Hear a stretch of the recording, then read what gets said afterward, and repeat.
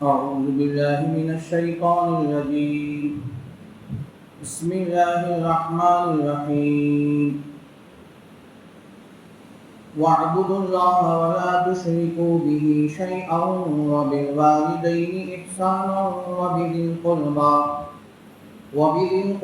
واليتامى والمساكين والجار ذي القربى والجار الجنب والصاحب بالجنب وابن السبيل وما ملكت أيمانكم إن الله لا يحب من كان مختالا فخورا الذين يبخلون ويأمرون الناس بالبخل ويكتمون ما آتاهم الله من فضله وأعتدنا للكافرين عذابا مهينا والذين ينفقون أموالهم رئاء الناس ولا يؤمنون بالله ولا باليوم الآخر ومن يكن الشيطان له قرينا فساء قرينا.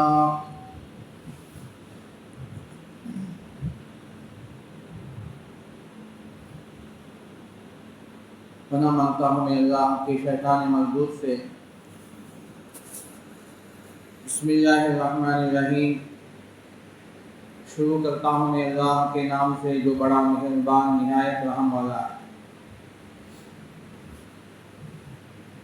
سورہ نساء کی 3 آیتوں کی تلاوت ہوئی.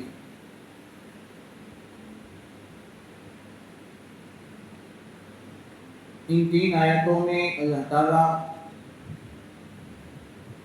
آداب مباشرت، آداب معاشرت کو اللہ تعالیٰ ذکر فرما رہے ہیں کہ انسان ایک دوسرے کے ساتھ زندگی کیسے گزاریں. معاشرہ ایک دوسرے کے حقوق ادا کرنے سے بنتا ہے. جب اللہ کے بندے ایک دوسرے کے حقوق ادا کریں گے تو پھر معاشرہ صحیح ہوگا اور آپس میں اتفاق اور اتحاد پیدا ہوگا اور اللہ تعالیٰ کے احکامات پر عمل کرنا بھی آسان ہوگا. اس سے پہلے آیتوں میں میاں بیوی کے جو حقوق تھے ان کے درمیان اگر اختلاف ہو جائے تو آپسی اتفاق کس طرح کریں، میاں بیوی کے حقوق کو اللہ تعالیٰ نے بیان فرمایا. اب اس آیت میں اللہ تعالیٰ نے والدین، رشتہ دار، یتیم، مساکین، پڑوسی، مسافرین، ان تمام کے حقوق کو اللہ تعالیٰ ایک آیت میں بہت ہی جامع انداز میں، مختصر انداز میں اللہ تعالیٰ ذکر فرما رہا ہے. اس ایک آیت میں اللہ تعالیٰ نے 10 باتوں کو ذکر فرمایا. وَاعْبُدُوا اللَّهَ وَلَا تُشْرِكُوا بِهِ شَيْئًا. سب سے پہلے جو اللہ تعالیٰ نے حکم فرمایا کہ تم ایک اللہ کی عبادت کرو، اس کے ساتھ کسی کو شریک مت ٹھہراؤ. تو یہ پہلا حق ہے کہ جب اللہ کے بندے اور بندیاں اس کے حقوق ادا کریں گے، ایک اللہ کی عبادت کریں گے، اس کے ساتھ کسی کو شریک نہیں ٹھہرائیں گے، نہ اس کی ذات میں نہ اس کی صفات میں. وہ اللہ کو اکیلا مانے، تنہا مانے، وہ ایک ہے، وہ اکیلا ہے، اس کا کوئی ساتھی نہیں، اس کا کوئی ہمسر نہیں، اس کا کوئی مشیر نہیں. وَلَمْ يَكُنْ لَهُ كُفُوًا أَحَدٌ. تو اللہ تعالیٰ اکیلے اپنی ذات اور تمام صفات ہیں. تو ایک اللہ تعالیٰ کو عبادت کریں اور اس کے ساتھ کسی کو شریک نہ ٹھہرائیں. تو اس بات کو سب سے پہلے اللہ تعالیٰ نے بیان فرمایا، اور اس عنوان کو اللہ نے قرآن کریم کے اندر مختلف آیتوں میں، مختلف مقامات میں اللہ تعالیٰ نے ذکر فرمایا. خاص کر مکی صورتوں میں اللہ نے اس کو ذکر فرمایا کہ ایک اللہ کی عبادت کرو. یا ایھا الناس اعبدوا ربکم الذی خلقکم، یا ایھا الناس اتقوا ربکم الذی خلقکم. اے لوگو اللہ سے ڈرو، تم اس کی عبادت کرو، وہ تمہارا پروردگار ہے جس نے تم سب کو پیدا کیا. تو قرآن کریم کے اندر اللہ تعالیٰ نے مختلف مقامات میں ذکر فرمایا، اور اللہ کی وحدانیت توحید کو اللہ تعالیٰ نے جگہ جگہ ذکر فرمایا۔ اس سے پہلے بھی یہ بات آپ کے سامنے آ چکی ہے کہ عام طور سے قرآن کریم کے جو مضامین ہیں وہ کل 5 مضامین، تو ان میں سے جو 3 اہم مضامین، ایک توحید اور دوسرا رسالت، تیسرا معاد یعنی بعض بعد موت۔ توحید ایک اللہ کو ماننا، اللہ تعالیٰ نے اس پر قرآن کریم کی آیتوں میں اللہ نے اس کے دلائل، اس کے ثبوت کو ذکر فرمایا کہ اللہ ایک ہے۔ اللہ کی عبادت کیوں کریں؟ کہ اللہ تعالیٰ کی قدرت کیا ہے، اللہ تعالیٰ نے کن کن چیزوں کو پیدا کیا، وہ کتنا بڑا خالق اور مالک ہے، وہ ہمارا رزاق ہے بلکہ رزاق عالم ہے۔ تو اس سے اللہ نے یہ دلائل عطا فرمایا۔ تو ایک اللہ تعالیٰ کی عبادت کرے جس کو توحید کہتے ہیں۔ دوسرا جو مضمون ہے رسالت، نبی کی نبوت کو ذکر کیا گیا۔ جتنے انبیاء علیہم السلام آئے ان کے نبوت برحق ہے، ان پر ایمان لانا اور ان کی شہادت دینا یہ ہر مومن بندے پر ضروری ہے، اور خصوصاً جو ہمارے نبی حضرت محمد الرسول اللہ صلی اللہ علیہ وسلم ہیں، اس بات کی گواہی دینا کہ محمد صلی اللہ علیہ وسلم اللہ کے بندے اور اس کے رسول، وَأَشْهَدُ أَنَّ مُحَمَّدًا عَبْدُهُ وَرَسُولُهُ۔ تو یہ گواہی دینا، اور اس پر اللہ تعالیٰ نے نبی کی رسالت، نبی کی نبوت پر بھی اللہ تعالیٰ نے دلائل عطا فرمائے۔ نبیوں کو معجزات دے کر دلائل کے ذریعے، براہین کے ذریعے سے اللہ تعالیٰ نے یہ بات سمجھائی۔ اور تیسرا ہے معاد، یعنی مرنے کے بعد دوبارہ زندگی، مرنے کے بعد دوبارہ زندہ ہونا۔ یہ کفار مکہ کو یہ بات سمجھ میں نہیں آتی تھی کہ ہم مرنے کے بعد مٹی ہو جائیں گے، ریزہ ریزہ ہو جائیں گے، پھر دوبارہ ہم کیسے زندہ ہو جائیں گے، یہ بات ان کو سمجھ میں نہیں آتی تھی۔ تو اللہ تعالیٰ نے اس پر دلائل کے ذریعے سے اللہ نے اس بات کو ثابت کیا ہے، اور اللہ تعالیٰ نے مختلف مقامات میں اس سوال کو اٹھا کر اللہ نے ان کا جواب دیا ہے۔ اب وہاں اس کے تذکرے کا وقت نہیں ہے، تو اللہ نے ان 3 باتوں کو ذکر فرمایا جو 3 مضامین ہیں۔ پھر اس کے علاوہ قرآن کریم کے اندر سابقہ کے قصے، سابقہ کے حالات اور ان کے قصوں کو، قصص کو اللہ تعالیٰ نے بیان فرمایا۔ اور پھر اس کے علاوہ اللہ تعالیٰ نے امثال ذکر فرمائے، مثالوں کے ذریعے اللہ نے بہت سی باتیں قرآن کریم کے اندر اللہ نے ذکر فرمائے۔ تو یہ کل مضامین 5 ہیں، 5 مضامین ہیں جو اللہ تعالیٰ نے قرآن کریم کے اندر جگہ جگہ ذکر فرمائے۔ اب یہاں اللہ تعالیٰ نے حقوق کو ذکر فرمایا کہ ایک اللہ کی عبادت کرو، توحید کا ذکر، اور اس کے ساتھ حقوق کی 2 قسمیں، ایک حقوق اللہ اور دوسرا حقوق العباد۔ ایک ہے کہ بندہ اللہ کا حق ادا کرے۔ بندہ اللہ کا کیا حق ادا کرے گا؟ کہ ایک اللہ کو مانے، اللہ کے ساتھ دوسروں کو شریک نہ ٹھہرائے، وہ اپنی ذات اور صفات میں اکیلا اور تنہا ہے، تو ہم اس کا اقرار کریں، ہم دل سے اس کی تصدیق کریں۔ اقرار باللسان و تصدیق بالقلب، زبان سے بھی اقرار کرے، دل سے بھی گواہی دے، تصدیق کرے کہ اللہ ایک ہے۔ تو یہ حقوق اللہ ہے، اللہ کا حق یہ ہے۔ اور اس کے بعد حقوق العباد ہے۔ حقوق العباد میں اللہ تعالیٰ نے یہاں ایک لمبی فہرست ذکر فرمائی، 9 لوگوں کے اللہ نے فہرست بیان فرمائی۔ تو پہلا اللہ نے فرمایا وَبِالْوَالِدَيْنِ إِحْسَانًا، والدین کے ساتھ حسن سلوک کر۔ سب سے زیادہ حقدار حسن سلوک کے والدین۔ تو اللہ نے قرآن کریم کے اندر تقریباً 7-8 مقامات پر اللہ تعالیٰ نے توحید کے ساتھ ساتھ حقوق والدین کو ذکر فرمایا۔ سورہ بقرہ کے اندر، اور اسی طرح سورہ بنی اسرائیل کے اندر، اور اسی طرح سورہ عنکبوت کے اندر، سورہ لقمان کے اندر، اور سورہ دیگر سورتوں کے اندر اللہ نے جگہ جگہ ذکر فرمایا۔ اللہ نے فرمایا وَإِذْ أَخَذْنَا مِيثَاقَ بَنِي إِسْرَائِيلَ لَا تَعْبُدُونَ إِلَّا اللَّهَ، ہم نے بنی اسرائیل سے وعدہ لیا کہ تم اللہ کے علاوہ کسی کے ساتھ عبادت نہیں کرو گے۔ وَبِالْوَالِدَيْنِ إِحْسَانًا، تو وہ اللہ کے حقوق کے ساتھ، توحید کے ساتھ اللہ نے فوراً والدین کا ذکر فرمایا۔ وَقَضَىٰ رَبُّكَ أَلَّا تَعْبُدُوا إِلَّا إِيَّاهُ وَبِالْوَالِدَيْنِ إِحْسَانًا، تمہارے رب نے یہ فیصلہ کیا ہے کہ تم اللہ کے سوا کسی کی عبادت مت کرو، اور والدین کے ساتھ حسن سلوک کرو۔ تو اس طرح اللہ نے انشکر لی ولیوالدیک سورہ لقمان میں اور سورہ عنکبوت میں اللہ نے دونوں جگہ فرمایا ووصینا الانسان بوالدیہ حسنا، ہم نے وصیت کی، ہم نے انسان کو اس بات کی وصیت کی کہ وہ اپنے والدین کے ساتھ حسن سلوک کرے۔ انشکر لی ولیوالدیک، تم میرا بھی شکر ادا کرو، تم اپنے والدین کا بھی شکر ادا کرو۔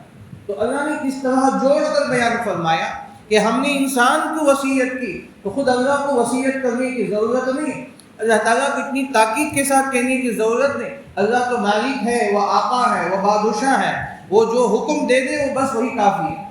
لیکن اللہ تعالیٰ نے وصیت کا لفظ ارشاد فرمایا وَوَصَّيْنَا الْإِنسَانَ، ہم نے انسان کو اس بات کی وصیت کی کہ والدین کے ساتھ حسن سلوک کرے۔ پھر فرمایا انشکر لی ولیوالدیک، تو میرا بھی شکر ادا کرو، اپنے والدین کا بھی شکر ادا کرو۔ تو یہ قرآن کریم کی مختلف آیتوں میں اللہ تعالیٰ نے ذکر فرمایا کہ اور والدین کا حسن سلوک کا سب سے پہلے وہی زیادہ حقدار ہے کہ دنیا میں اگر کوئی حسن سلوک کے سب سے زیادہ مستحق، سب سے زیادہ جو حقدار ہے وہ ماں باپ، ان کے علاوہ دنیا کے اندر کوئی اتنی بڑی شخصیت نہیں، اللہ اس کے رسول کے بعد اگر کسی کا مقام ہے تو والدین کا۔ حدیث میں اللہ کے نبی صلی اللہ علیہ وسلم نے تو اتنے احادیث بیان فرمائے، ہم بارہا سنتے ہیں اللہ کے نبی صلی اللہ علیہ وسلم نے والدین کے ساتھ حسن سلوک کا ذکر فرمایا۔ تو اس لیے والدین کے ساتھ حسن سلوک کرنا اور والدین کی خدمت کرنا، ان کی اطاعت و فرما برداری کرنا اور ان کے سامنے بلند آواز سے بات نہ کرنا اور ان کے لیے اپنے آپ کو خدمت کے لیے ان کے حوالے کر دینا کہ جس وقت وہ چاہے خدمت کے لیے بلائے تو ہم فوراً دوڑ کے حاضر ہو جائیں، اور ہمیشہ ماں باپ کی خدمت کے لیے ہم تیار ہیں۔ اللہ نے وَلَا تَقُل لَهُمَا اُف کا، علماء نے مفسرین نے لکھا یہ لفظ جو اف ہے یہ سب سے آخری حرف ہے، اس سے نیچے بھی کوئی جملہ نہیں ہے، اس سے نیچے کوئی لفظ نہیں ہے، اگر ہوتا تو اللہ اسے ذکر فرمائے۔ تو ایک تو یہ معنی مفتی شفیع صاحب رحمۃ اللہ نے لکھا کہ اف کا معنی یہ ہے کہ زبان سے اف بھی نہیں بلکہ ماں یا باپ کوئی بات حکم کر رہے ہیں، کوئی بات کام کرنے کی ہدایت دے رہے ہیں تو اپنے پیشانی پہ بل بھی نہ رہے، تو یہ بل لانا یہ اف کہنے کے مترادف۔ تو مطلب یہ ہوا کہ تو زبان سے اف کہنا چاہتا ہے لیکن نہیں کہہ رہا، لیکن تیری پیشانی کے بل یہ بات بتا رہے ہیں کہ تو ان کی بات سننے کے لیے تیار نہیں، یا بات ان کی بات پر عمل کرنے میں ٹال مٹول کر رہا، تو پیشانی پہ بل بھی نہ رہا ہے۔ تو اس لیے اللہ نے فرمایا کہ تم اپنے بازوؤں کو وَخْفِضْ لَهُمَا جَنَاحَ الذُّلِّ مِنَ الرَّحْمَةِ، اب چونکہ وہ آیت کی تفسیر نہیں ہے تو اس میں اللہ نے کتنے پیارے انداز میں اور کتنی نزاکت کے ساتھ اور کتنے اچھے انداز سے اللہ نے ماں باپ کے ذکر فرمایا کہ ماں باپ کی خدمت کے لیے کہ اپنے بازوؤں کو رحمت کے ساتھ، نرمی کے ساتھ اپنے ماں باپ کے سامنے جھکا دیں۔ ایک تو جملہ جو اللہ نے فرمایا وَخْفِضْ لَهُمَا، اپنے بازو کو جھکا دیں، مِنَ الرَّحْمَةِ جناح الذُّلِّ، عاجزی کے ساتھ، عاجزی کے بازو کو جھکا دیں، مِنَ الرَّحْمَةِ پھر رحمت کے ساتھ، نرمی کے ساتھ۔ تو یہ جملے ایک ایک جملے پر اتنی اللہ تعالیٰ تاکید فرما رہا ہے۔ جناح الذُّلِّ کی فرمایا کہ اس لیے کہ آدمی جب ماں باپ بڑھاپے کے زمانے کو پہنچتے ہیں تو بیٹا جوان ہوتا ہے، تو اس وقت اس کے بازو بڑے مضبوط ہوتے ہیں اور وہ پہلوانوں کی طرح اکڑ کے چلتا ہے اور اپنے بازوؤں پر اسے گھمنڈ ہوتا ہے کہ میں بہت طاقتور ہوں، میں بہت صحت مند ہوں، یہ میرے ان بازو میں، ان پھٹوں میں بہت طاقت ہے، میں جو چاہے کر سکتا ہوں۔ تو آدمی کی یہ سوچ یہ عام طور سے جوانی کے عمر میں، اس عمر میں عام طور سے نوجوانوں کے اندر ہوتی ہے۔ بعض ہمارے نوجوان بچے جو باڈی بلڈر ہوتے ہیں، جو ایکسرسائز کرتے ہیں، کرنا چاہیے ہمارے بچوں کو، ورزش کرنا چاہیے اور اچھی طرح اپنے باڈی کو مضبوط بنانا چاہیے، اس میں کوئی اختلاف نہیں، لیکن عام طور سے جو اپنی طاقت کا اظہار کرتے ہیں کہ ایسے وہ کپڑے پہنتے ہیں کہ اپنی قوت کا اظہار کر رہے ہیں، یہ ٹھیک نہیں۔ ہر نوجوان آج ضرورت ہے کہ اپنے آپ کو مضبوط بنائے، ہمارے نوجوان ورزش کریں، اچھی طرح اپنے بدن کو مضبوط بنائیں، تو اس کے لیے جتنی ضرورت ہے اس چیزوں کو استعمال کریں، یہ ضرورت ہے آج۔ لیکن اس طرح نمائش کرنا اور اس طرح اپنے بازوؤں کو اپنی طاقت کا اظہار کر کے چلنا، یہ تکبر کی علامت۔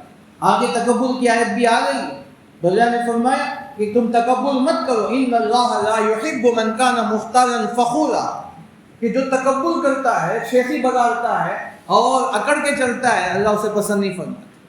تو اللہ نے نوجوان جب ماں باپ بڑھاپے کے زمانے کو پہنچ جاتے ہیں تو یہ نوجوان اپنی پوری بھرپور جوانی کے اندر اپنے بازوؤں پر اسے بڑا گھمنڈ، بڑا اکڑ ہوتا ہے، تو اللہ نے فرمایا کہ تو اپنے ماں باپ کے سامنے اسے جھکا، وہاں اکڑ نہیں، جناح الذل، اپنی ذلت کے بازوؤں کو جھکا دو۔ تو اللہ نے جناح کا لفظ فرمایا کہ جناح کہتے ہیں جو پرندہ جو اپنے بازوؤں سے اڑ کے چلتا ہے، یہ جناح کہتے ہیں جو اپنے بازوؤں سے اڑ کر چلتا ہے۔ تو پرندے کی پوری طاقت اور قوت اس کے بازو پہ ہوتی ہے، تو اس لیے وہ ہوا پہ اڑان کرتا ہے۔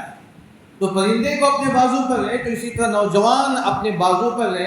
تو اللہ تعالیٰ نے فرمایا کہ جناح الذل، کہ اپنے عاجزی کے بازو کو جھکا دو، اور وہی کسے من الرحمتی، رحمت کے ساتھ۔ اب رحمت کی تفسیر کرنے کا وقت نہیں، تو اللہ تعالیٰ نے وہاں اس بنی اسرائیل کی ایک آیت میں اللہ نے کئی جملے، ایک لفظ کی وہاں تشریح علماء نے فرمائی۔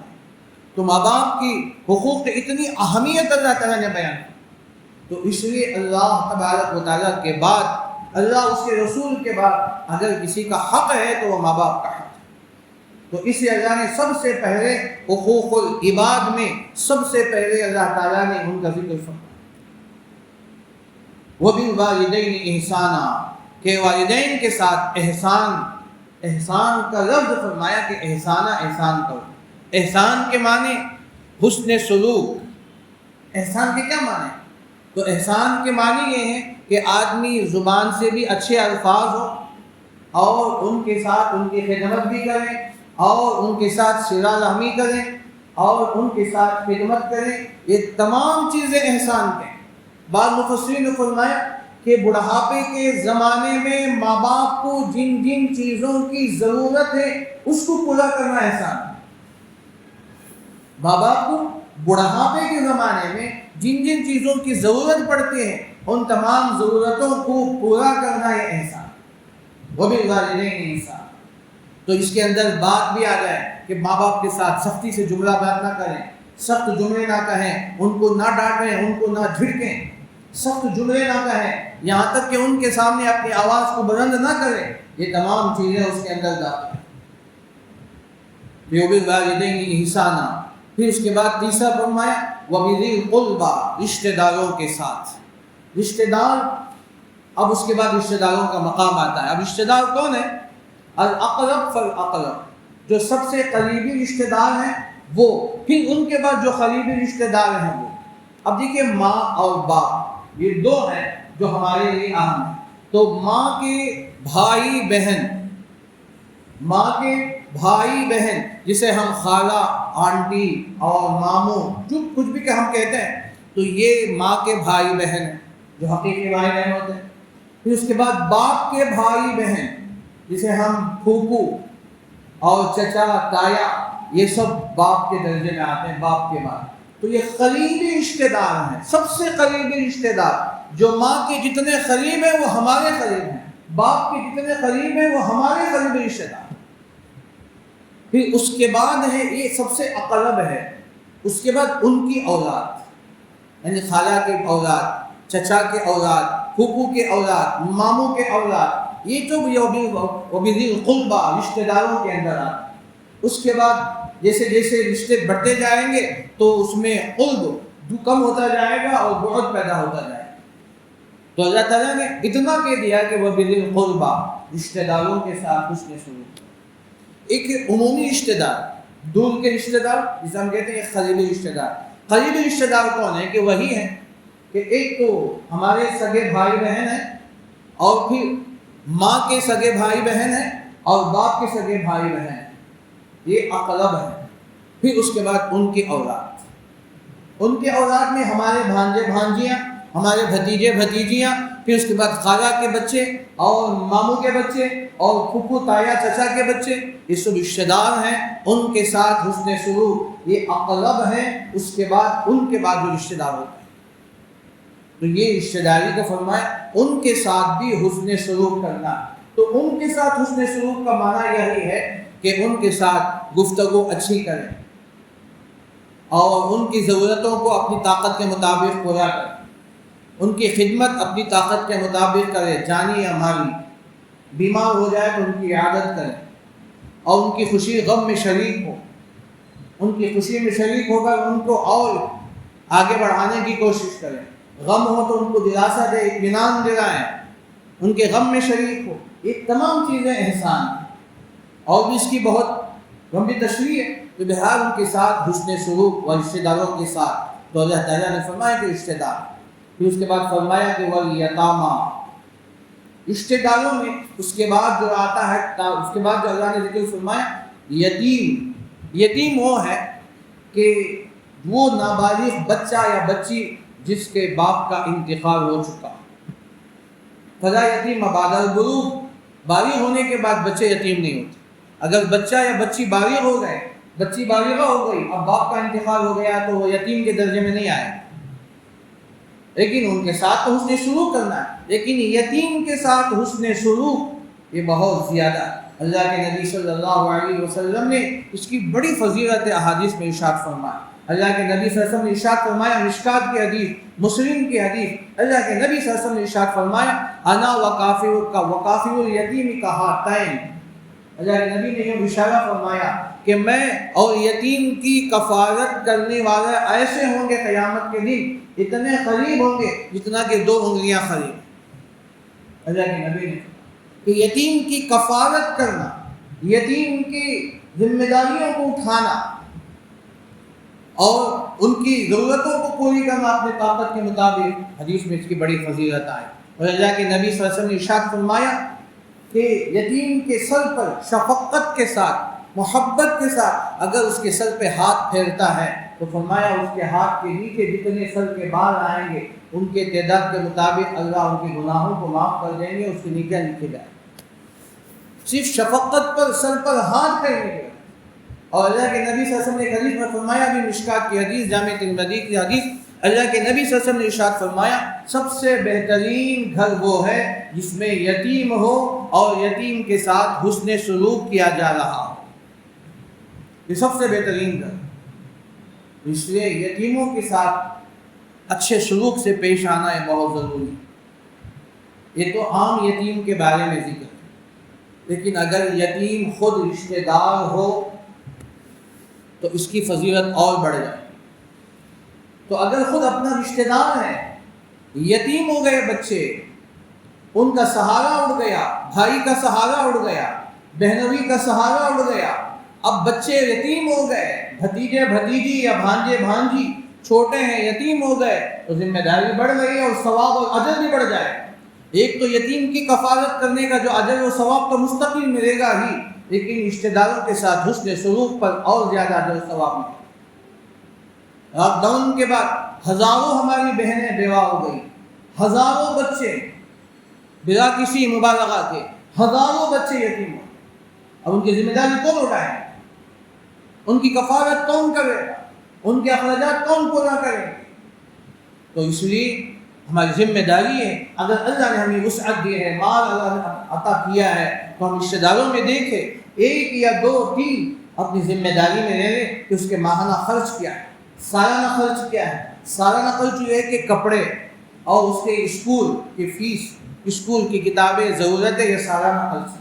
ماہانہ اس کے بچے کی کیا ضرورت ہے وہ پوری کر دیں، سال میں 1 مرتبہ، اور ان کی تیمار کا ذکر ہے، اگر وہ بیمار ہو جائیں تو ان کے ایک اخراجات اٹھائیں۔ اب آدمی اگر یہ سوچے، اپنی نیت کو وسعت کر لے کہ بھئی میرے 4 بچے ہیں، 1-2 بچوں کو جمع زیادہ ہو جائے تو کیا ہو جائے، اب سمجھو کہ آپ کے 4 بچے نہیں، آپ کے 6 بچے ہیں، کیا فرق پڑ جائے گا؟ وہ بچے ہمارے دسترخوان پہ کھائیں، وہ ہمارے کھانوں پہ کھانا کھائیں، کوئی فرق نہیں پڑے گا۔ میں جو کپڑے اپنے بچوں کو خریدوں گا، 2 بچوں کے زائد خرید لوں گا، تو کوئی مسئلہ نہیں ہوتا۔ لیکن آدمی کو وسعت قلبی چاہیے، اپنے قلب کو وسیع کرنے کی ضرورت ہے۔ تو اس لیے آج ہم دیکھیں کہیں دور جانے کی ضرورت نہیں، ہمارے محلوں میں، ہمارے گلیوں میں، خود ہمارے رشتہ داروں کے اندر کتنے بچے یتیم ہیں، کتنے بیوہ بہنیں ہیں کہ ان کی کفالت کون کرے گا، ان کی ذمہ داری کون اٹھائے۔ تو اس لیے ہم مدرسے میں بڑی خدمت کرتا ہوں کہ جتنے عورتیں ہیں، وہ آپ کا شوہر کا انتقال ہو گیا، وہی لا کر چنئی سے خود ایک عورت اپنے بچے کو سفر کر کے لا کر ہمارے مدرسے میں داخلہ کرا کے جاتی ہے۔ اب کوئی پوچھنے والا پرسان حال نہیں، اب عورت بس نمی ہاتھوں سے درد بھرے آواز سے کہتے ہیں کہ جو کچھ بھی آپ مدرسے میں آپ بچوں کو دیکھیں، کوئی زیادہ بڑی ضرورت ہو تو مجھے فون کر دینا، میرا نمبر۔ چھوٹا سا بچہ ہے، تو ایسے ایک نہیں، مدرسے والوں میں آپ جا کر پوچھیں، مدرسوں میں جا کر محتمیم صاحب سے 10 منٹ 15 منٹ بیٹھ کر ان کا حال دریافت کریں۔ اگر آپ کے مدرسے میں 80-100 بچے ہیں تو آپ اندازہ لگا کے دیکھیں اس میں یتیم کتنے ہیں۔ اب ہمارے مدرسے کے لیے کتنے مدرسے سے چندے کے لیے آتے ہیں، آپ وہاں سے پوچھیں سفیروں سے ان کے مدرسے میں کتنے بچے یتیم ہیں، کتنوں کی کفالت مدرسہ کر رہا ہے۔ اب عورتیں بیچاریاں گھروں میں کہیں کام واج کر کے وہ اپنی ضرورت کو پوری کر رہے تھے بڑی مشکل سے، اب بچوں کی تربیت بھی ہے، پڑھائی بھی ہے، اسکول کی فیس نہیں بن سکتے تو اسے مدرسوں میں لا کے چھوڑ دیتے۔ تو ایسے ایک نہیں، سینکڑوں ہیں، جس میں دوستوں یتیموں کے ساتھ حسن سلوک بہت زیادہ ضروری ہے۔ تو اللہ تعالیٰ نے یتیموں کا ذکر سنا، وَبِذِي الْقُرْبَىٰ کے بعد یتیموں کا نمبر آتا ہے۔ قرآن کریم کے اندر اللہ تعالیٰ نے اس کے ذکر فرمایا، قُلْ مَا أَنفَقْتُم مِّن خَيْرٍ فَلِلْوَالِدَيْنِ وَالْيَتَامَىٰ وَالْمَسَاكِينِ۔ یتامہ یتیم، یہاں بھی اللہ نے ذکر فرمایا۔ قرآن کریم کے اندر لوگوں نے آ کے پوچھا ہم خرچ کس پہ، مال کہاں خرچ کریں؟ فرمایا فَبِالْوَالِدَيْنِ وَالْإِحْسَانِ وَالْيَتَامَىٰ وَالْمَسَاكِينِ وَابْنِ السَّبِيلِ۔ تو اللہ نے مصارف زکوٰۃ کا بھی ذکر فرمایا، مصارف مال کا ذکر فرمایا۔ اگر مال خرچ کرنا ہو تو یہاں کرو، والدین، رشتہ دار، یتیموں پر مال خرچ کرو۔ تو اللہ تبارک و تعالیٰ کہ ان کی دعائیں، اگر ایک یتیم بچہ پڑھ کر حافظ قرآن بن گیا، عالم دین بن گیا، مفتی بن گیا، امام و خطیب بن گیا، میرے دوستو آپ کا بیڑا پار ہو جائے گا، آپ کا خبر کا مسئلہ حل ہو جائے گا۔ آپ اپنے بچوں کو حافظ نہیں بنا سکے، لیکن کسی یتیم کی ذمہ داری لے کر آپ حافظ و عالم بنا دیں، بس وہ تو مدرسے میں پڑھتا رہے گا، ماہانہ اور سالانہ جو خرچ ہے آپ اٹھا لیں، بس وہ زمین صاحب کے اکاؤنٹ میں ڈال دیں پیسے، آپ بس مسئلے حل ہو جائے۔ تو یہ یتیموں کے ایک لمبی فہرست میں، دوسرا اگر اسی پر بات کروں تو آدھا گھنٹہ اسی پہ ہو جائے، ایک لمبا عنوان ہے، ایک عنوان ہے۔ والدین کا حسن سلوک ایک عنوان ہے، رشتہ داروں کے ساتھ حسن سلوک ایک مستقل مضمون ہے، اور یتیموں کے ساتھ حسن سلوک ایک مستقل مضمون ہے۔ تو اللہ نے ذکر فرمایا، پھر آگے فرمایا والمساکین، مسکینوں کے ساتھ بھی حسن سلوک کرے۔ مسکین کون ہے؟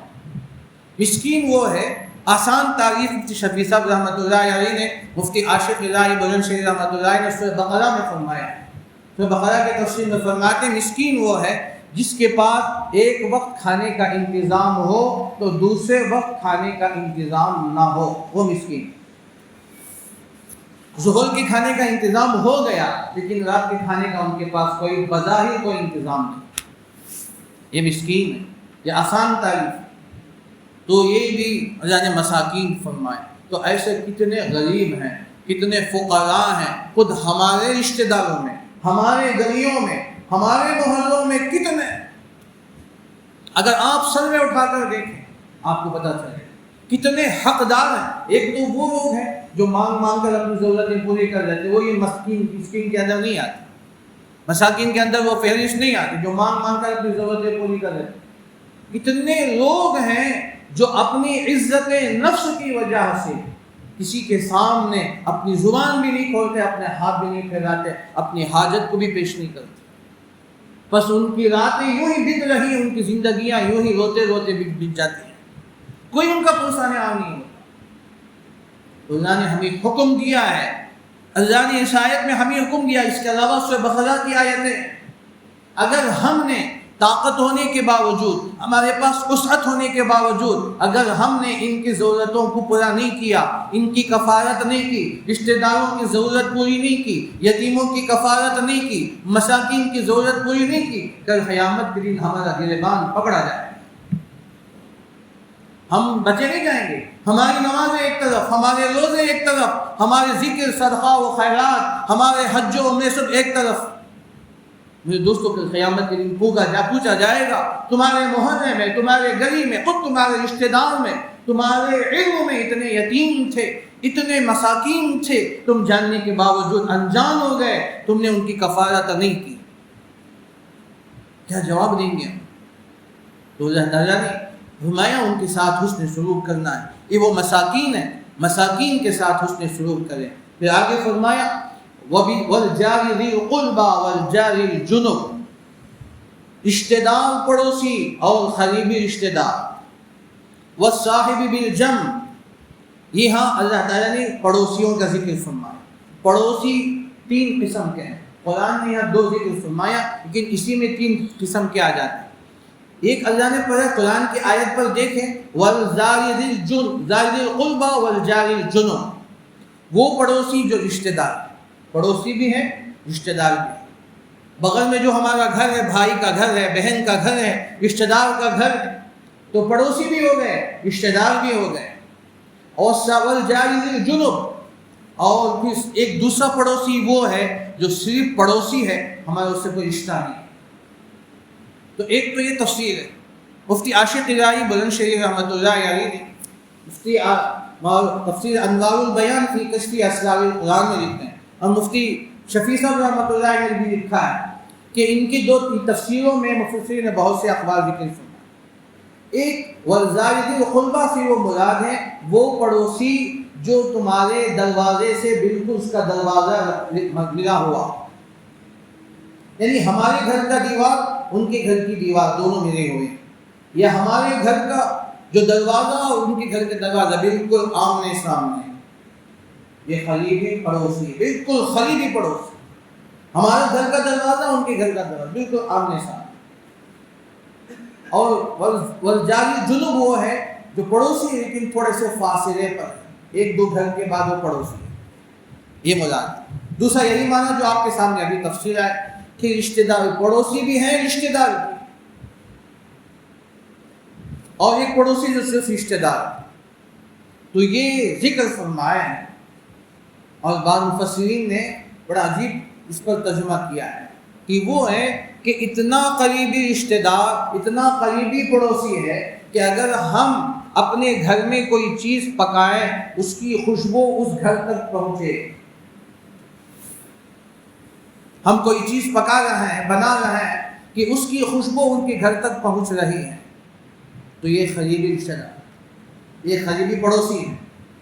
اور تھوڑے سے فاصلے پر ہے، ہمارے گھر کی پکانے کی خوشبو وہاں تک نہیں پہنچ رہی تو وہ تھوڑے دور پڑوسی ہیں۔ یہ ساری تفاصیر ہیں مفسر بیان فرمائے۔ تو قرآن نے دو کا ذکر فرمایا لیکن حدیث کی روح سے رشتے پڑوسیوں کی تین قسمیں ہوتی ہیں۔ ایک صرف پڑوسی ہے، مطلق پڑوسی، اور دوسرا یہ ہے اس کے اندر پڑوسی میں مسلمان بھی آ جائیں گے، کافر بھی آ جائیں گے، یہودی نصرانی بھی آ جائیں گے، کوئی بھی، مطلق پڑوسی۔ دوسرا پڑوسی وہ ہے کہ جو پڑوسی بھی ہے مسلمان بھی ہے، پڑوسی بھی ہے مسلمان بھی ہے۔ اور تیسری قسم وہ ہے کہ پڑوسی بھی ہے، مسلمان بھی ہے، رشتہ دار بھی ہے۔ تین قسم کے پڑوسی ہو۔ تو ایک پڑوسی رشتہ دار، مسلمان، اور مسلمان رشتہ دار بھی ہے، مسلمان اور پڑوسی بھی ہے۔ اور دوسرا یہ ہے کہ صرف پڑوسی ہے، اور تیسرا یہ ہے کہ پڑوسی ہے اور رشتہ دار۔ تو یہ تینوں قسم مفسرین کرام نے بیان فرمائے ہیں، تو ان کے ساتھ بھی حسن سلوک کیا جائے۔ بخاری کی حدیث، مسلم کی حدیث، مشکات کی حدیث ہے، حضرت عائشہ صدیقہ رضی اللہ عنہ فرماتی ہیں اللہ کے نبی صلی اللہ علیہ وسلم نے ارشاد فرمایا میرے پاس حضرت جبرائیل امین علیہ السلام نے پڑوسیوں کے بارے میں اتنی تاکید فرمائی ان کے ساتھ حسن سلوک کے بارے میں کہ مجھے خوف ہونے لگا کہ کہیں پڑوسی ہمارے وراثت میں حقدار نہ ہو جائے۔ یہ حدیث کیوں ہے؟ حقدار تو نہیں ہے، لیکن اتنا اس کی اہمیت بیان کرنے کے لیے کہ کہیں ایسا نہ ہو کہ ہمارا پڑوسی ہماری وراثت میں حصہ دار نہ بن جائے، اتنی تاکید اللہ کے نبی صلی اللہ علیہ وسلم نے ارشاد فرمایا، تو اس لیے ان کے ساتھ حسن سلوک کیا جائے۔ اور فرمایا اللہ کے نبی صلی اللہ علیہ وسلم نے ایک حدیث میں، ابو داؤد کی روایت ہے، سنن دارمی کی بھی روایت ہے، اللہ کے نبی صلی اللہ علیہ وسلم نے ارشاد فرمایا کہ جس گھر کا پڑوسی پیٹ بھر کر کھائے اور اس کا پڑوسی بھوکا سو جائے تو رات بھر فرشتے اس کے اوپر لعنت بھیجتے ہیں۔ یہ حدیث ہے۔ ہم تو پیٹ بھر کے کھانا کھا کے سو جائیں، لیکن ہمارے بغل میں جو گھر ہے، پڑوسی ہیں، وہ اور ان کے بچے بھوکے سو رہے ہیں فقر و فاقہ کی وجہ سے، تو فرمایا کہ رات بھر فرشتے ہمارے اوپر لعنت بھیجتے ہیں۔ کہ ہمیں ضرورت ہے اس بات کی ہم پڑوسیوں کا خیال رکھا جائے کہ آج ان کے گھر میں کھانا بنا کہ نہیں بنا، کہ ان کے بچے کھائے کہ نہیں کھائے، اور پڑوسی میں جو بہن ہے وہ کھانا کھا رہی ہے نہیں، ان کا انتظام ہو رہا ہے یا نہیں، اس کی اور ان کی خبر گیری کرنا یہ ہماری ذمہ داری ہے، کہ اللہ کو قیامت کے دن پکڑا جائے گا، پوچھا جائے گا۔ تو بہت ساری حدیثیں ان کے بارے میں اللہ کے نبی صلی اللہ علیہ وسلم نے ارشاد فرمایا، تو یہاں فرمایا والجاری ذی القربى والجاری الجنب، جو رشتہ دار پڑوسی اور جو قریبی پڑوسی ہے، تو یہ فرمایا والصاحب بالجنب وابن السبیل، اور صاحب بالجنب، جنب کہتے ہیں وہ ساتھی جو بغل میں بیٹھا ہوا، یہ لفظی ترجمہ ہے۔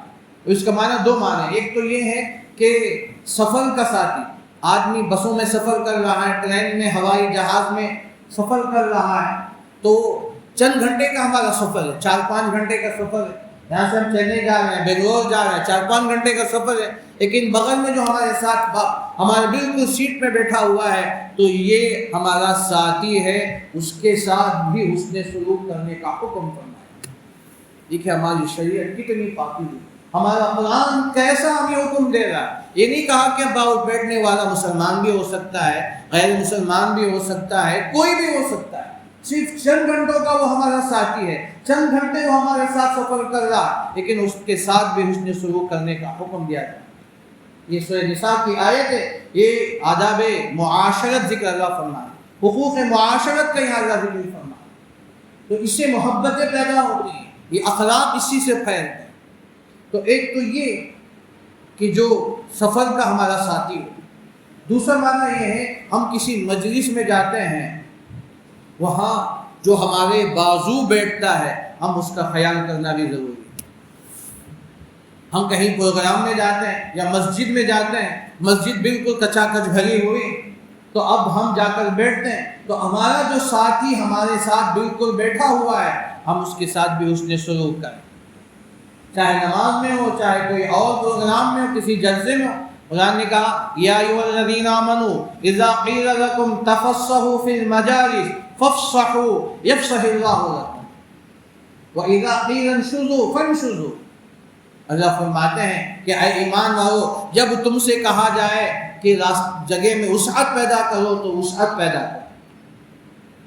اب مسجد بھری ہوئی ہے تو ہم کوئی آ کر بازو بیٹھ رہا ہے، ہم اپنے آپ کو سمٹ کر بیٹھ جائیں تاکہ وہ آسانی کے ساتھ بیٹھ، یہ نہیں کہ ہم اپنی سہولت کے لیے ہم پیر پھیلا کے بیٹھ جائیں کہ بھائی کہ مجھے گھڑنے میں درد ہے، مجھے پیر میں درد ہے، میں آرام سے بیٹھوں گا چاہے دوسرے بھاڑ میں جائے۔ یہ ہمارے اخلاق نہیں، یہ ہمارے اخلاق میں شریعت نہیں سکھاتا۔ تو اگر آ کر وہ بیٹھ رہا ہے تو ہم اپنے آپ کو سمٹ جائیں اور اس کو جگہ دے دیں۔ اگر بڑی عمر کے ہو تو اور زیادہ اخلاق یہ ہے کہ ہم اٹھ جائیں، اس کو اپنی جگہ بٹھا دیں۔ یہ اخلاق ہے ہمارے۔ یہ اکرام مسلم جو 6 نمبر پہ 1 نمبر آتا ہے، اسی کا نام اکرام مسلم ہے۔ تو قرآن نے یہاں کہا والصاحب بالجنب، تو صاحب بالجنب کا ایک معنی یہ ہے کہ مجلس میں کہیں بھی بیٹھو تو دوسرے ساتھی کا بھی خیال کریں، وہاں بھی اس کے ساتھ حسن سلوک کیا جائے۔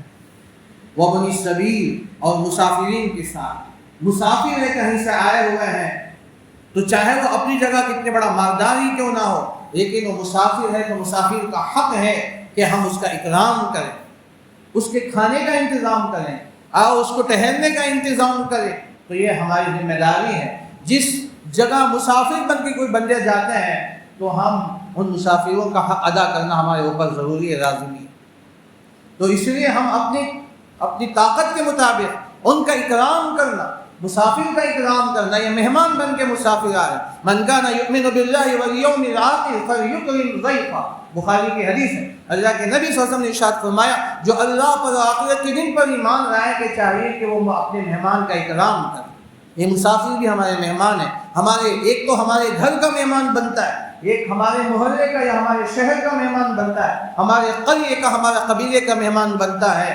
تو ان کی ذمہ داری ہے کہ ان کے ساتھ اکرام کیا جائے. مسئلہ اچھی طرح سن رہے ہیں. اگر وہ کسی قریے میں، کسی قبیلے میں مہمان بن کے جا رہا ہے، اگر پورے قریے والوں نے ان کا اکرام نہیں کیا تو مہمان کی حق تلفی ہوگی.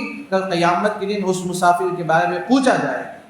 ایک بندہ جو مسافر بن کے آپ کے پاس آیا تھا، تم میں سے کسی نے اس پر اکرام نہیں کیا، یہ پوچھا جائے گا کل قیامت. تو فرمایا کہ وبنی السبیل، رشتہ دار اور مسافرین کے ساتھ روزانہ نے کہا کہ یہ راستے کا بیٹا ہے، ابن السبیل ہے، مسافرین کے ساتھ حسن سلوک کیا جائے. وما ملکت ایمانکم، اور جو تمہارے جن کے داہنے ہاتھ کے مالک ہو، یعنی تمہارے جو غلام ہیں ان کے ساتھ بھی حسن سلوک کیا جائے. اللہ کے نبی صلی اللہ علیہ وسلم نے ارشاد فرمایا غلاموں کو نہ مارا جائے، ان کو نہ پیٹا جائے، تم ان کے چہرے پہ نہ مارو، بلکہ ان کو ان کی طاقت کے مطابق ان سے خدمت کرو اور ان کو وقت پر کھانا دو، ان کی ضرورت کو پوری کرو، وہ بھی تمہاری طرح انسان.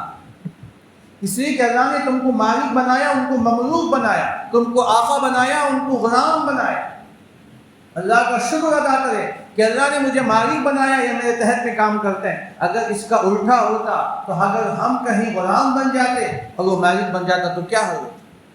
تو اس لیے ان کے ساتھ بھی حسن سلوک کیا جائے. اللہ کے نبی صلی اللہ علیہ وسلم نے آخری وقت میں آپ نے وصیت فرمائے وما ملکت ایمانکم.